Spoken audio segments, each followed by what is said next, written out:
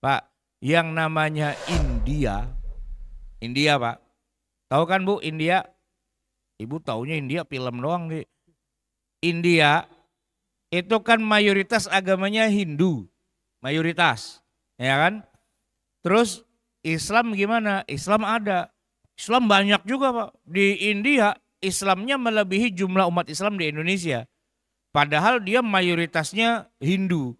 Islam di sono minoritas. Tapi kalau Islamnya doang dibandingin Indonesia, kebanyakan dia. Karena India tuh luas banget, padat banget ya rakyatnya. Nah, umat Islam di sana kan tiap hari digebukin mulu sama orang Hindu. Berantem mulu gitu kan. Akhirnya yang waras ngalah. Yang waras ngalah tuh gimana?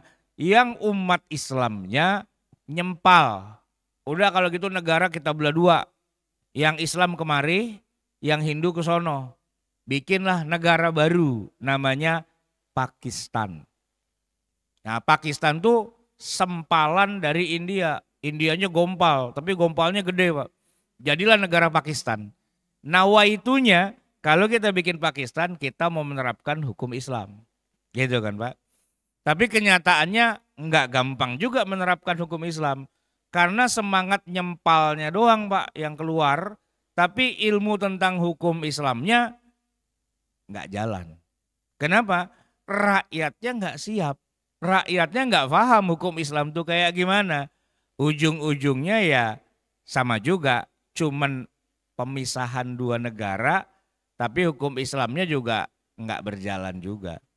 Dan itu nanti akan terjadi lagi di negeri-negeri kita. No Aceh dulu pengen misah. Katanya pengen bikin negara Islam sendiri.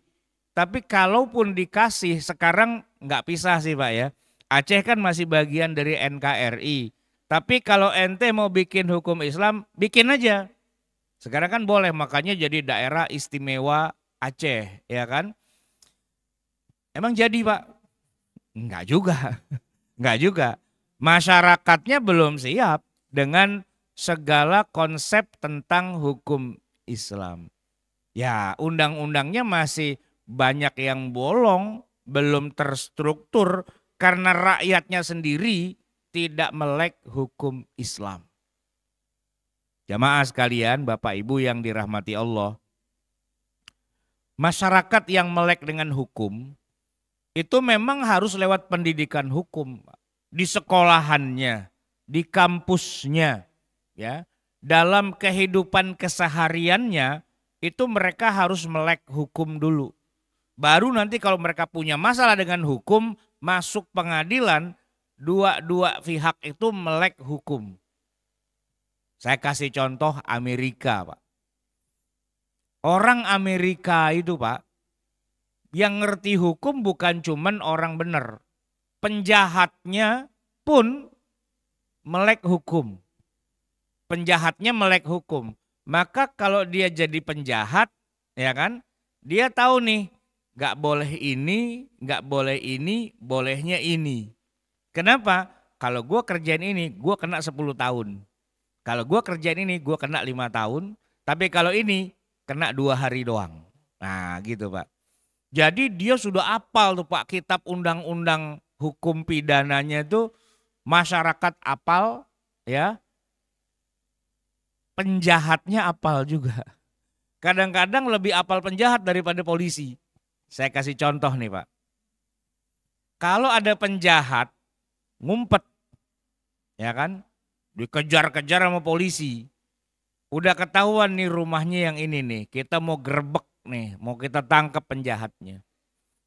Begitu polisi ketok-ketok pintu, ya kan, terus penjahatnya bilang, ada surat penangkapan, gitu. Kata polisi nggak ada, tapi Anda adalah kriminal. Wus, nggak bisa begitu. Polisi nggak bisa main tangkap-tangkap orang aja. Mana suratnya?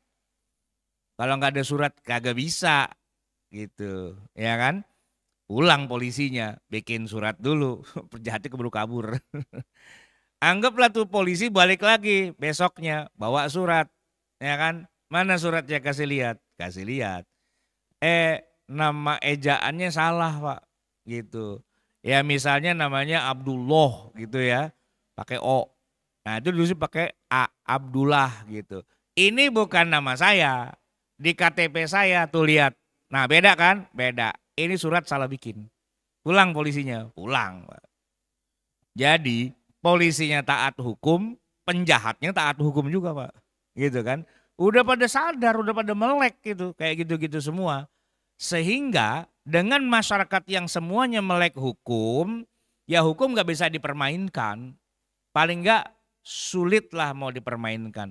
Misal kata mau nyogok hakim. Di sini kan hakim kalau nggak disogok dia bilang, sogoklah aku butuh sogokan, gitu kan. Nah kalau di Amerika hakim disogok santai aja. Orang yang nentuin salah apa nggak salah bukan hakim, yang nentuin salah apa nggak salah siapa? Team of the jury. Ada jurinya Pak. Jadi persidangan itu berlangsung, di sebelah sini ada juri. Ada 10 orang, 20 orang jadi juri. Nah nanti keputusannya tuh kayak gimana bukan hakim. Malah jurinya bilang, ayo juri kasih penilaian terhadap court ini. Jadi tugasnya hakim cuman mimpin persidangan. Yang jatuhin vonis itu bukan hakim, juri. Nah jurinya ada misalnya ada 20 orang, 10 orang berapa. Ada yang bilang guilty, bersalah. Ada yang bilang not guilty, tidak bersalah. Guilty, not guilty, guilty, not guilty. Gitu kan. Kalau mau nyogok, sogok tuh 20 orang. Nah puyang-puyang situ kan. Bukan yang disogok bukan cuma satu Pak. Yang disogok banyak. Begitu. Nah itu gambaran. Nah di Amerika ya sinetron atau film yang paling disukai adalah sinetron tentang hukum. Sinetron tentang hukum. Kalau bikin film terkait dengan masalah pengadilan, court gitu Pak. Wah itu yang nonton banyak. Kenapa? Karena mereka melek hukum. Setiap ada kasus-kasus hukum, mereka tertarik untuk mengikutinya. Karena mereka melek hukum. Gitu kan.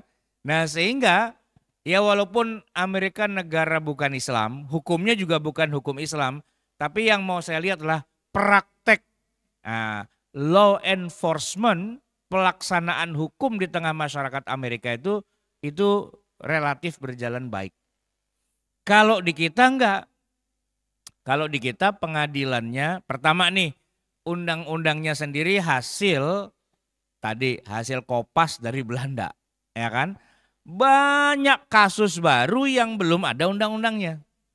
Dan yang lebih parah lagi, banyak undang-undang yang bertabrakan satu dengan yang lain. Itu tugas DPR untuk melahirkan undang-undang, ya kan? Cuma kalau undang-undang ini harus disahkan oleh DPR, sementara undang-undangnya merugikan DPR, emang mau DPR menandatangani? Lah gue sahkan gue yang kena, gitu kan? Maka PR RUU kagak disahkan-sahkan juga oleh DPR, itu numpuk Pak berkasnya.